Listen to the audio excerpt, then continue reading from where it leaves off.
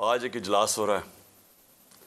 इजलास में वो कोशिश होगी जो एक दफ़ा इस मुल्क से पहले कोशिश हुई थी 1970-71 में। एक माइनॉरिटी बैठ के मेजॉरिटी को कोशिश करेगी कि किसी तरह इनको रेस से बाहर किया जाए। यानी उनकी कोशिश क्या होगी कि किसी तरह तहरीक इंसाफ को इलेक्शन ना लड़ने दिया जाए या इनको किसी तरह बाहर किया जाए इलेक्शन रेस से, क्योंकि उन सबको ख़तरा है कि इलेक्शन हो गया तो उनकी ये जो हमारे ऊपर इनको मुसल्लत किया हुआ इन सब की सियासी कब्रें खुल जाएंगी। तो लिहाजा ये आज कोशिश होगी पूरी। लेकिन जिस चीज़ के ऊपर मैं बात करना चाहता हूँ इससे बहुत अहम है। आज हमारे कारकुनों को पकड़ा जा रहा है। एक ऐसा क्रैकडाउन हुआ है जो कि मेरी ज़िंदगी में किसी जमहूरियत में इसकी मिसाल नहीं है। शायद आमरीत में हो, क्योंकि मैं तब क्रिकेट खेलता था, मुझे इतना याद नहीं है जनरल ज़िया-उल हक के ज़माने में, लेकिन मैंने सुना है कि पीपल्स पार्टी के लोगों से था इस तरह का, उनके हालात ऐसे थे। लेकिन जनरल मुशर्रफ का मार्शल लॉ तो मैं जानता, मैंने कभी इस तरह का क्रैकडाउन नहीं देखा। पता नहीं कितने 100 वर्कर्स यहाँ इधर से उठा लिए हैं, पिंडी में, इस्लामाबाद में लोगों को पकड़ रहे हैं, जेल में पकड़ रहे हैं, फैसलाबाद में। यानी एक ऐसा है कि जिस तरह तहरीक इंसाफ कोई इतनी खौफनाक जमात है, कोई मुजरमों की जमात है कि इनको जिधर पकड़ो इनको जेलों में डालो। मीडिया के ऊपर प्रेशर है कि इसको दिखाओ ना। जो एंकर, जो मीडिया हाउस थोड़ा मुझे दिखाता है उसके ऊपर एक्शन लिया जाता है। और आज मैं समझता था कि मैं अपनी सेंचुरी पूरी नहीं की, 97 मेरे ऊपर केसेस हैं। जब अदालत से पता चलवाया कि जनाब कितने टोटल केसेस तो बताएं, क्योंकि छुपाए हुए केसेस थे। जिस तरह हसन न्याजी को वो बेल लेके निकला है और जैसे ही बाहर निकला उसको पकड़ लिया और कोई और केस दे दिया उसका, तो पता चला कि मेरे ऊपर इस वक्त 143 केसेस हो चुके हैं। यानी पाकिस्तान की तारीख के सारे रिकॉर्ड मैं तोड़ चुका हूँ। क्रिकेट में मैंने कई रिकॉर्ड तोड़े थे, लेकिन आज केसेस के रिकॉर्ड तोड़ चुका हूँ। दहशतगर्दी के केसेस हैं, ज़्यादातर दहशतगर्दी के केसेस हैं, और भी जो गद्दारी के केस हैं, तौहीन मज़हब के केस, वो भी एक केस कर दिया। मदीना में किसी ने कुछ कहा इनको और मेरे ऊपर केस हो गया बैठे हुए। और उसके अलावा हर किस्म का केस। मुझे अपनी केसेस की तो फिक्र नहीं है, लेकिन जिस तरह हमारे लोगों को पकड़ा जा रहा है और ये झूठे केसेस के ऊपर, ये हम अब सारे ह्यूमन राइट्स ऑर्गेनाइजेशंस को इंटरनेशनली लिख रहे हैं। हम अपनी अदलिया से पूरा कोशिश कर रहे हैं कि हमारी अदलिया इस वक्त हमारे फंडामेंटल राइट्स की हिफाजत करे।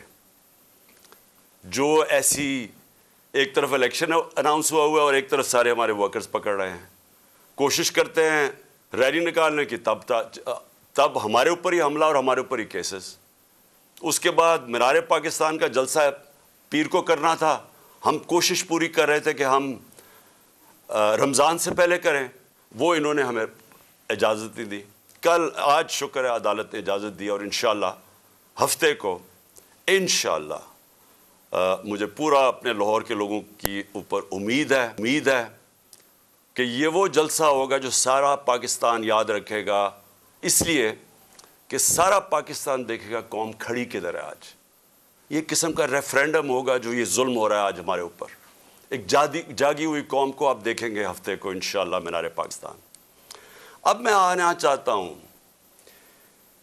क्योंकि मुझे आज पता चला कि मेरे ऊपर कंटेम्प्ट हो गया कि मैं वहाँ इस्लामाबाद की अदालत में पहुँच क्यों नहीं सका जो वादा किया हुआ था। मैं आज ज़रा बताना चाहता हूँ कि मेरे ऑनरेबल चीफ जस्टिस साहब भी इस्लामाबाद हाई कोर्ट की, ये ज़रा देखें कि मेरे से हुआ क्या है। आपको पता होना चाहिए कि पाकिस्तान की तारीख में कभी किसी पॉलिटिकल या एक्स प्राइम मिनिस्टर से ऐसा हुआ जो मेरे पिछले हफ्ते मेरे से हुआ है। मुझे 5 घंटे लगे वहाँ से टोल प्लाज़ा इस्लामाबाद के मोटरवे से जुडिशल कॉम्प्लेक्स में पहुँचने के लिए 5 घंटे लगे। सारी रास्ते नाके, सिर्फ एक आदमी के लिए मोटरवे तकरीबन बंद किया हुआ था, मेरे लिए। वह आसिफ जरदारी भी उस जुडिशल कॉम्प्लेक्स में गया है, नवाज शरीफ भी गया, दोनों इंटरनेशनल मुजरिम हैं। इनकी आप जरा गूगल करके देखें कि दुनिया में इनकी क्या रेपुटेशन है, इनके ऊपर किस तरह के मजमून लिखे हुए हैं, कितना पैसा इनका बाहर पड़ा है।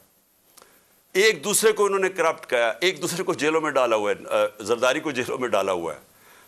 जनरल मुशर्रफ ने इनके खिलाफ क्या कहा है, जनरल बाजवा इनके मुतल्लिक क्या कहते थे जब तक कि डील नहीं होगी शहबाज शरीफ से। तो ये जब इसी जुडिशल कॉम्प्लेक्स में जाते थे तो कभी इनसे ऐसे हुआ है? रास्ता नाकों के अंदर रोक रोक के जो भी मेरे साथ थे लोगों उनको काट दिया ताकि अकेला जाए इमरान खान।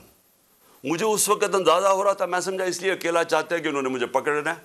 मैं ज़हनी तौर पे तैयार था कि आज ये मुझे पकड़ लेंगे, क्योंकि यही तो यहाँ सारा ड्रामा ज़मान पाक के बाहर हुआ। जो फौज आई हुई है, 3 तरफ से हमला हो रहा है ज़मान पाक के, पता नहीं कौन मुजरिम यहाँ छुपा हुआ है। तो जिस तरह की फौज वहाँ इकट्ठी की हुई थी, कभी किसी के लिए ऐसी फौज इकट्ठी की है?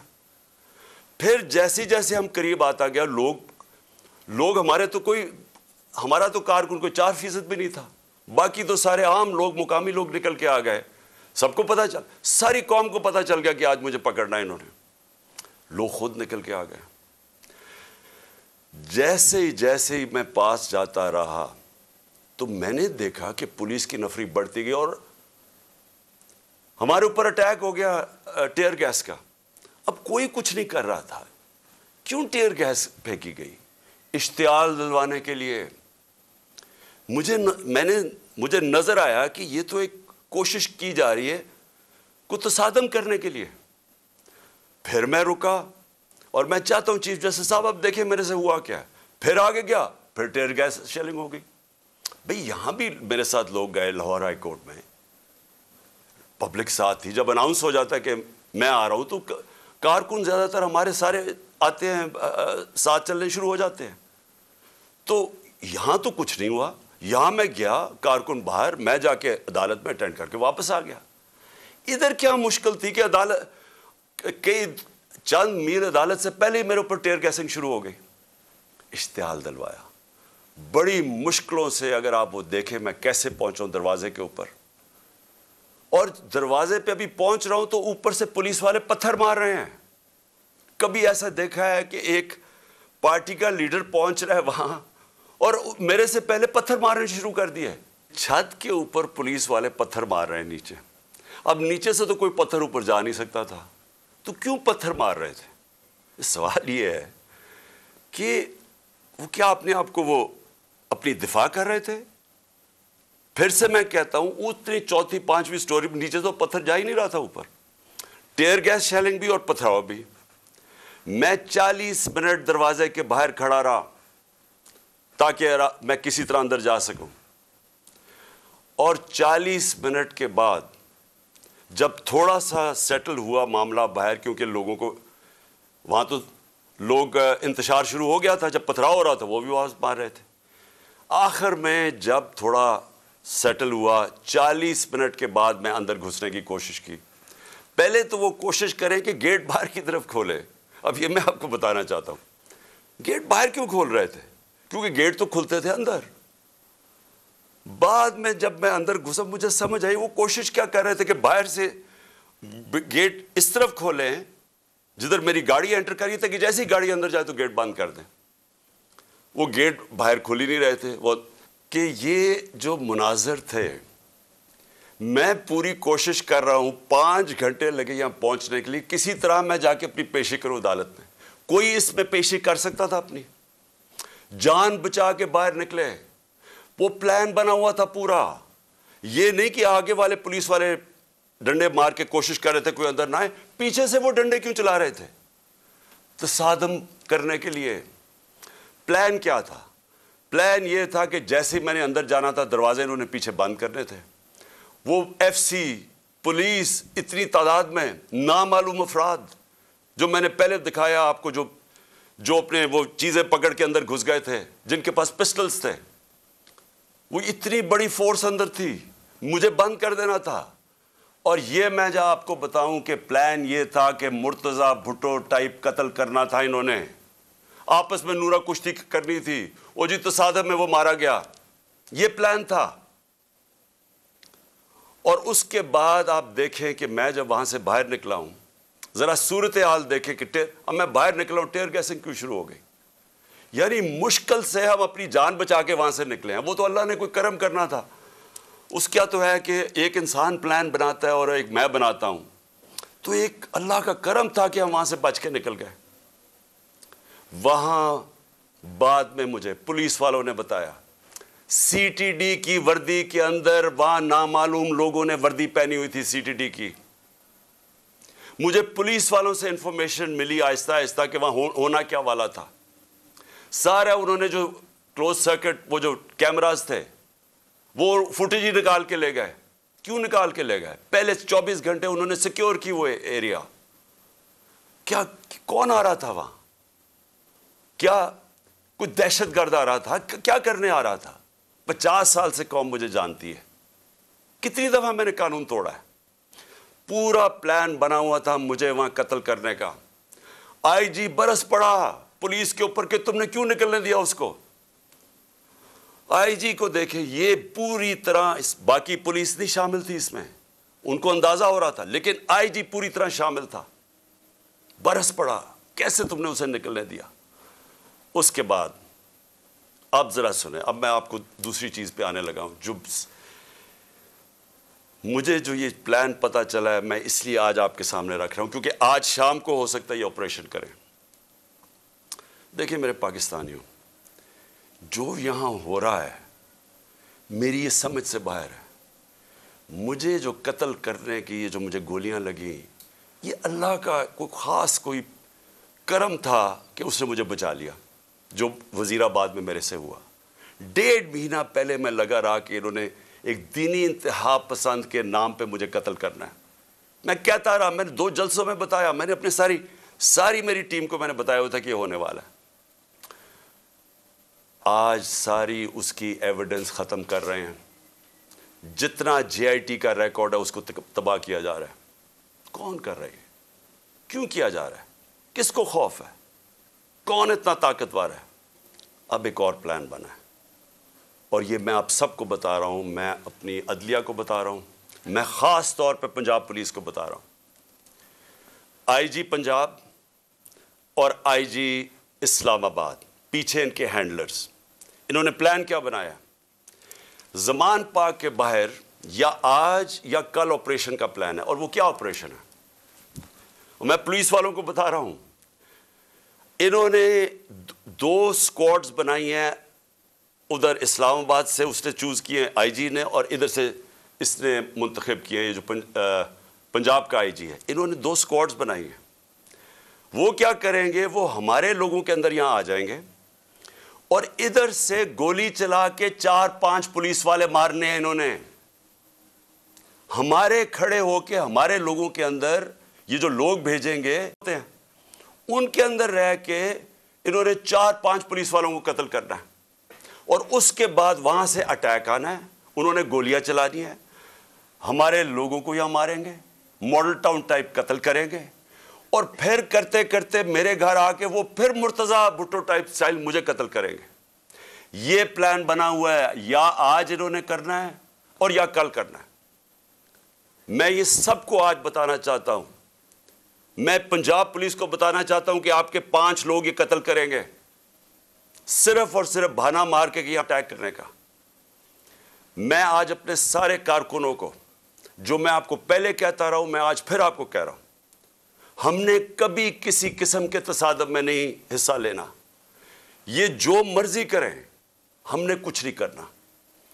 हमने इस बार, अगर इन्होंने जिस तरह वहां, मैं इसलिए आपको बताया, वो पत्थर मारा ऊपर से पुलिस वाला, तसादम करने के लिए, इश्तियाल देने के लिए।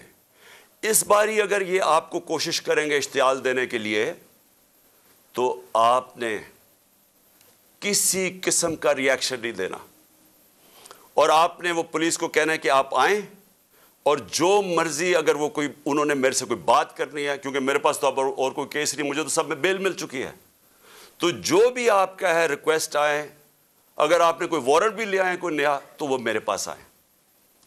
और अगर ऐसी कोई चीज़ आपने निकाली जिसमें मुझे जेल में जाना पड़े, मैं जेल में चला जाऊंगा, लेकिन मैं नहीं चाहता मेरे लोगों का कत्लेआम हो।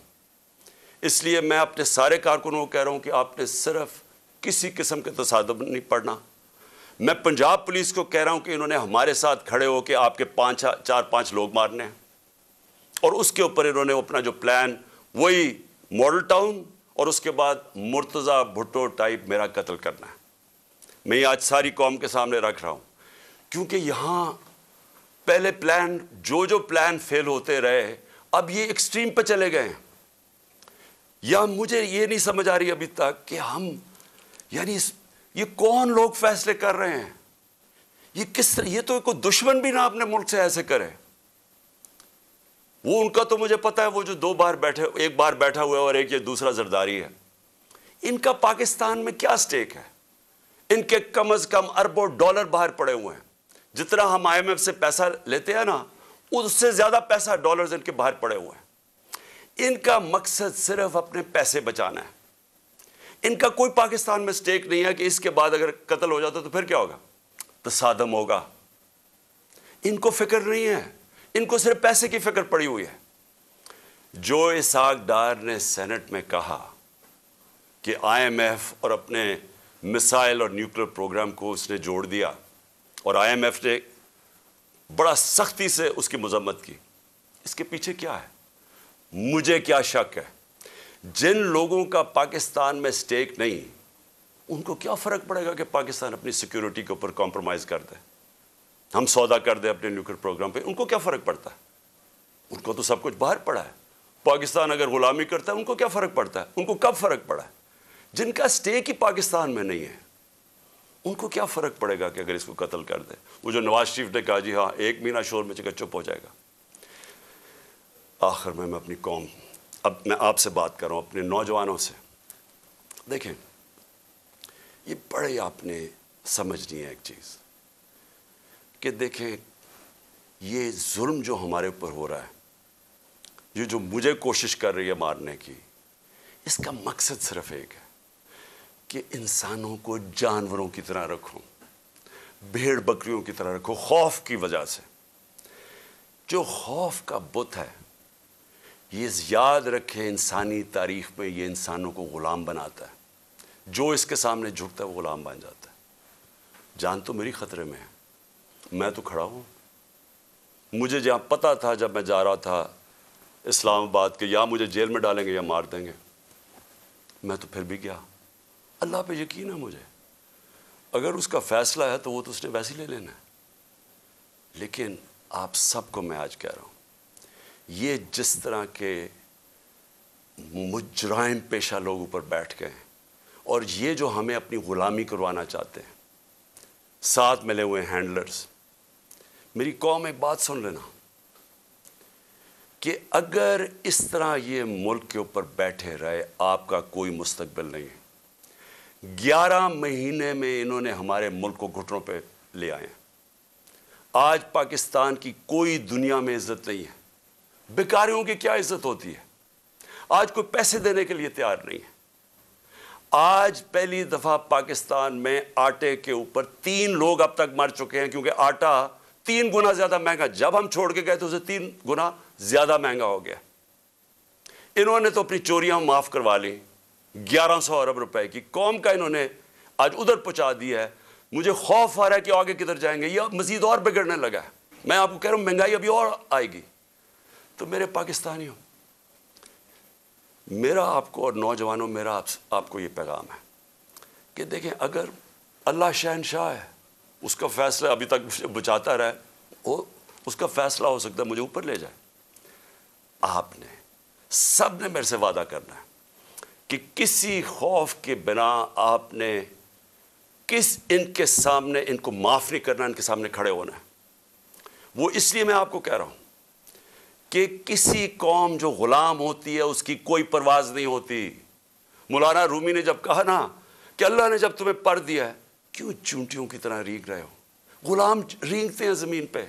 इलामा इकबाल की सारी शायरी ग़ुलाम मुसलमान जो हिंदुस्तान में, तो उनको जगाने की शायरी थी, क्योंकि वो जगाते रह के कहते वो शाहीन बनो, जंजीरें तोड़ो, ऊपर जाओ।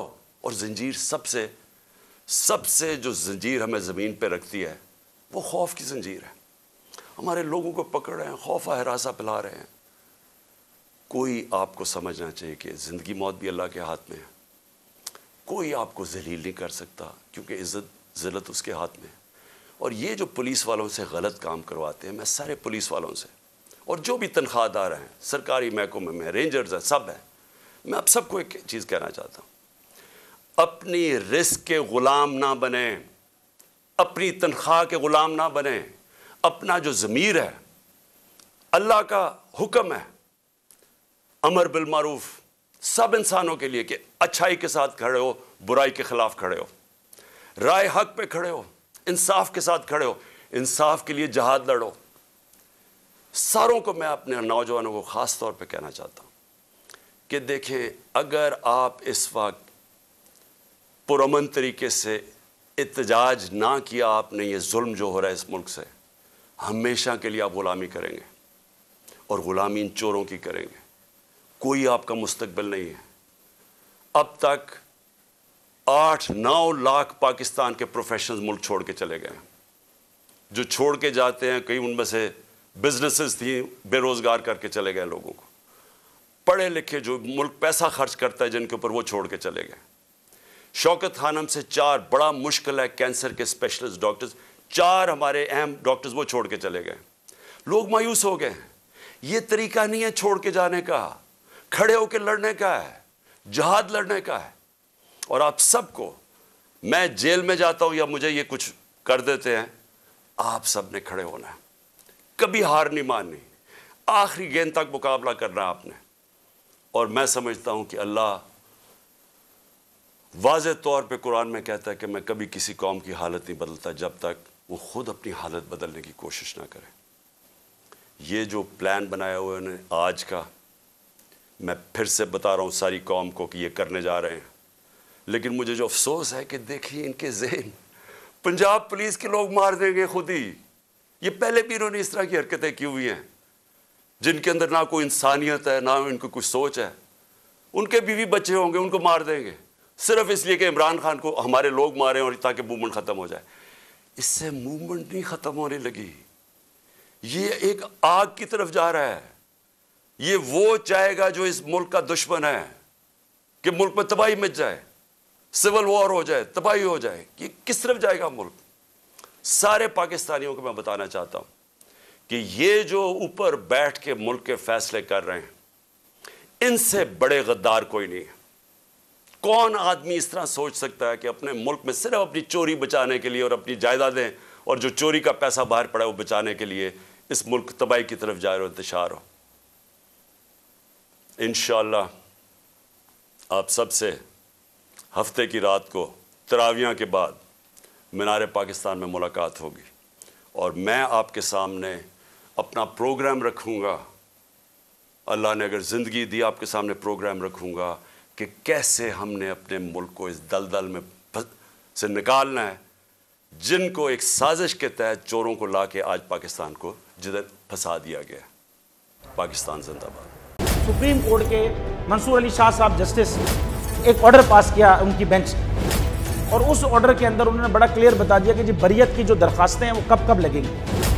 उसमें से एक वजह उन्होंने बताई कि जी जब कोई क्राइम ही ना हुआ हो तो बरी कर दें ताकि अदालतों पे बोझ ना रहे, वो केसेस चलते ना रहे। सुप्रीम कोर्ट ये मिसालें कब बनाएगा ऐसे लोगों के खिलाफ जो इस तरह की एफआईआर काट रहे हैं, वैसे ऑफिसर्स और ऐसे लोग जो इस तरह के केसेस को जजेस चला रहे हैं। रहमत का महीना आ गया है, बख्शिश का सफीना आ गया, होगी मुलाकात उलमाए दीन से जो देंगे इत्तेहादे बैनुल मसालिकीन का दर्स। जिक्र होगा अंबियाए कराम, रमज़ान की स्पेशल ट्रांसमिशन रमज़ान में।